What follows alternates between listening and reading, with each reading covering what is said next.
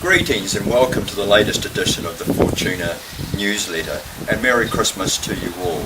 Well, we've got a lot to talk about this week. First of all, last Thursday at New Plymouth, a very promising 3-year-old filly, Dame Margo Fonteyn, was very impressive in winning a maiden event at over 1400 metres. This was just her second race day start. We've always had a lot of time for this horse, and she was quite impressive in her win. She's clearly a staying type, and we do have New Zealand Oaks aspirations for her. She's got a bit to do yet, but as you'll see from the replay, it was a very nice effort indeed. Let's take a look at the last 300 metres of that race. To play, Homeward Bound now, 300 metres left to go, and Prince Oz has a good kick here of a length and a half, trying to rally second, Dame Margo Fonteyn, and then came Jackson Road. It's Prince Oz now gobbled up by Dame Margo Fonteyn. Dame Margo Fonteyn, Matt Cameron had a horrid ride in the previous, but he gets home. Dame Margo Fonteyn, a length and a... Then on Saturday at Trentham, we had the very good fortune to have our classy 2-year-old filly, BELLE, race in the Group 2 Wakefield Challenge Stakes. This is a $100,000 race, and it was only her second race. She'd been quite impressive in winning at Ruakaka on the 12th of October. Victory was denied. She did run third. She drew the outside barrier. She jumped a lot better than we would have liked. We were hoping to get a sit in behind the speed, but rider Cameron Lammers finished up 3 wide in the lead. The effort told in the end, but she ran again third, and there's lots of positives in that. Black type for the Pedigree Mage, a great thrill for her owners, prize money of course, and she has qualified for the Karaka Million. Almost certainly that race is being run on Sunday the 29th of January. A lot of owners there, 16 members of the syndicate altogether. Everybody had a great time, and it was certainly a very joyous occasion. Recently, I was at the Ready To Run sales. That was in mid-November, and we finished up buying a really lovely Singapore-bound gelding. I was looking for a horse to go to Singapore that would be more of a sprinter miler type. We had a look at this horse earlier in the day. I didn't think I'd get him for our budget, but sometimes you get lucky and we got him actually under our budget. This horse is by Helmet, out of a Shamadale mare called Shamabelle.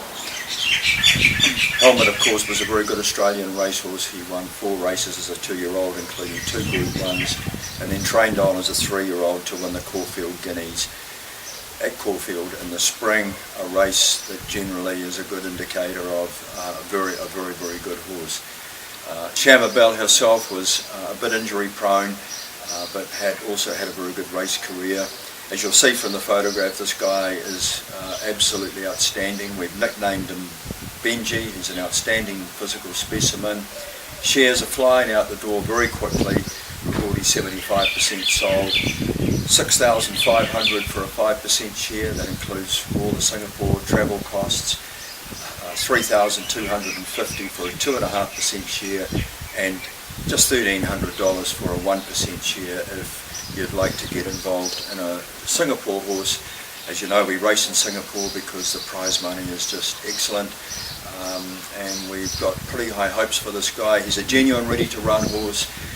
He went to Te Akau stud for 10 days after the sales, but last Monday he went back into work at Te Akau, and we're anticipating him getting him to a trial in February, and all going well, he should be on a plane to go to Singapore late March, early April 2017.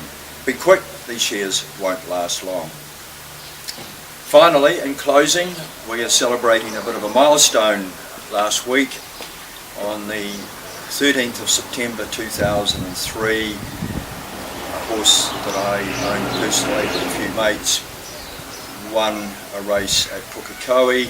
This was a horse called Capstan, and she was trained by Te Akau Racing Stables. That was the first winner for John Galvin, trained by David Ellis and his team at Te Akau Racing Stables. And last Thursday, when Dame Margo Fonteyn won her race at New Plymouth, that was the 100th win over those 13 and a bit years. Wonderful achievement. 23 of those winners have been for horses owned or shared in ownership by myself personally, 77 for Fortuna.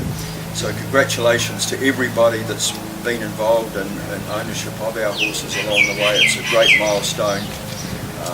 Congratulations to the Te Akau team, David and Karen, and all the administration staff at the office there.